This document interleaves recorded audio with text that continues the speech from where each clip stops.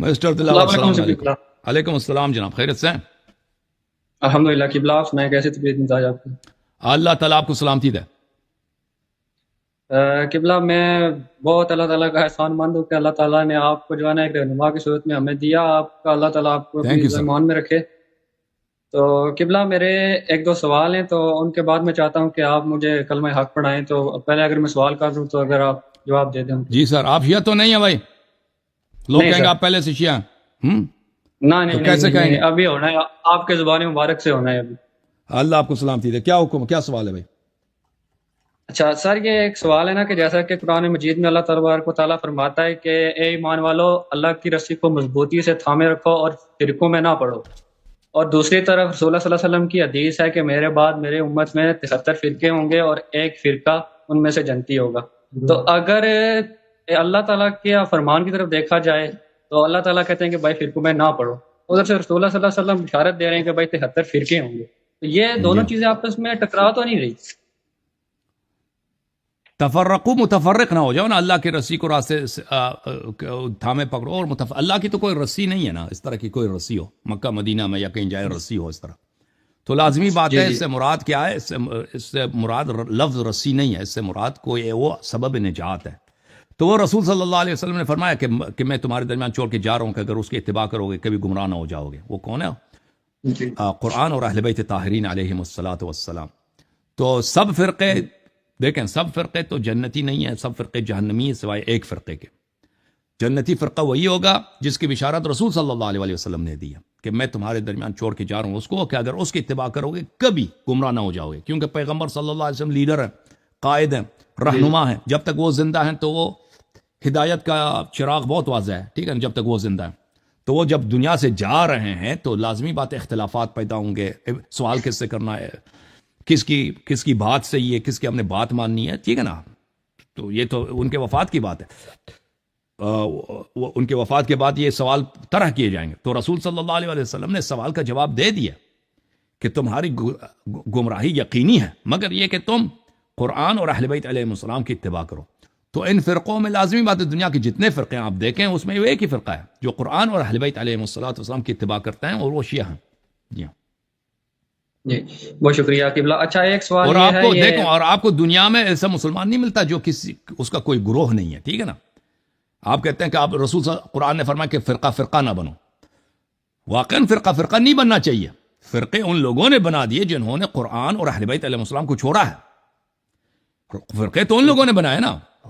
اللہ نے تو ایک ہی مذہب نازل کیا جو رسول صلی اللہ علیہ وسلم کی مذہب ہے کہ ان کے بعد ان کے اہل بیت کی اتباع کی جائے. تو فرقے تو دوسروں نے بنا دیا کہ اہل بیت علیہ السلام کو چھوڑ کے انہوں نے اپنے مکاتب بنا دیے. جی شکریہ قبلہ. اچھا میرا یہ دوسرا سوال تھا کہ سورۃ الانسان میں آیت نمبر 21 ہے نا کہ اللہ تعالیٰ فرماتا ہے کہ اہل جنت کے اوپر کی پوشاک سبز باریک اور موٹے ریشمی کپڑے ہوں گے اور انہیں چاندی کے کنگن پہنائے جائیں گے اور ان کا رب ان کو پاکیزہ شراب پلائے گا. تو کیا اہل تشیع حضرات جو ہاتھوں میں کڑا پہنتے ہیں تو اس کڑے کو مطلب ثابت کرنے کے لیے یہ حدیث ہم پیش کر سکتے ہیں کہ بھائی دیکھو کہ ادھر بھی تو اللہ کڑے پہنائے گا؟ وہ کڑا کوئی وہ اس کی کوئی سنت نہیں ہے. یہ لوگ ایسے ہی پہنتا ہے نا. جو ملنگ تو اگر حضرات کوئی کے پہنے پنجاب میں کڑا پہنتا ہے یہ کوئی شرعی حکم نہیں ہے، یہ ان کے ہاں ایسا رسم ہے. جی تو اگر قبلہ کو پہن لیتا ہے تو اس پہ کوئی شرعی حد تو نہیں، وہ حرام نہیں ہے. آپ اگر کوئی چیز پہننا چاہتے ہیں نا وہ حرام تو نہیں. آپ پہننا چاہیں پہن لیں، لیکن وہ کوئی سنت کوئی شریعت کا حکم نہیں ہے کہ کڑا پہننا. یہ جو چیزیں پہننا وہ مستحب ہے بھائی. وہ انگوٹھی ہے، عقیق فیروزہ کی انگوٹھی، یاقوت کی انگوٹھی یا زمرد کی انگوٹھی، یہ چیزیں مرد کے لیے مستحب ہے، ٹھیک ہے نا. اور اچھا لباس، خوبصورت لباس پہننا مستحب ہے. یہ چیزیں مستحب ہیں. لیکن یہ کہ انسان کڑا پہنے یہ کوئی شرعی حکم نہیں ہے. وہ پنجاب میں کلچر بن گیا. ہاں وہ تو کلچر ہے. بہت شکریہ. تو قبلہ اگر آپ مجھے کلمہ حق دعا دیں. سے بولیں بسم اللہ الرحمن الرحیم. بسم اللہ الرحمن الرحیم.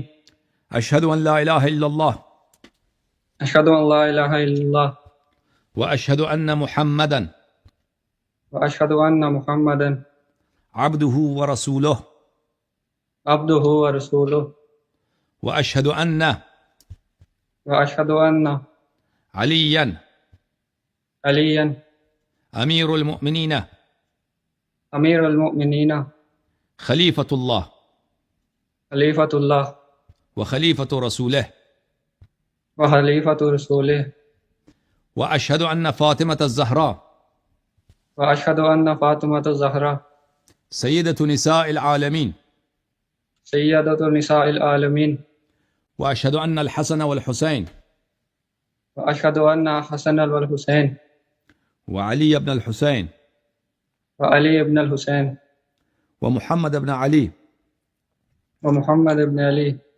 وجعفر بن محمد وجعفر بن محمد وموسى بن جعفر وموسى بن جعفر وعلي بن موسى وعلي بن موسى ومحمد بن علي ومحمد بن علي وعلي بن محمد وعلي بن محمد والحسن بن علي وحسن بن علي والإمام المهدي والإمام المهدي حجج الله وجد الله وخلفاء الله وخلفاء الله وخلفاء رسوله. وخلفاء رسوله. آج سے میں 14 معصومین علیہم السلام کا، محمد و آل محمد علیہم السلام کا، آج سے میں 14 معصومین کا اور آل محمد کا غلام ابن غلام اور شیعہ ہوں. غلام ابن غلام اور شیعہ ہوں. ان کی اتباع کرنا اور ان کی نصرت کرنا ان کی اتباع کرنا اور ان کی نصرت کرنا میرا دین ہے. میرا دین ہے. ان کے دشمنوں سے بیزار ہوں. ان کے دشمنوں سے بیزار ہوں. اللہ آپ کو عزت دے میرے بھائی، اللہ آپ کو سلامتی دے. بہت شکریہ قبلہ، بہت شکریہ. عزت بہت شکریہ. تھینک یو میرے بھائی. جھوم جاؤ، جھوم جاؤ، پرواز کرو، کیوں فخر سے سر اٹھا، کیونکہ اللہ تعالیٰ نے تمہیں انتخاب کیا. صراط حق پر صرف تم ہو، صراط ایمان پر صرف کیا، کیونکہ اللہ تعالیٰ نے تمہیں انتخاب کیا. صراط حق پر صرف تم ہو، صراط ایمان پر صرف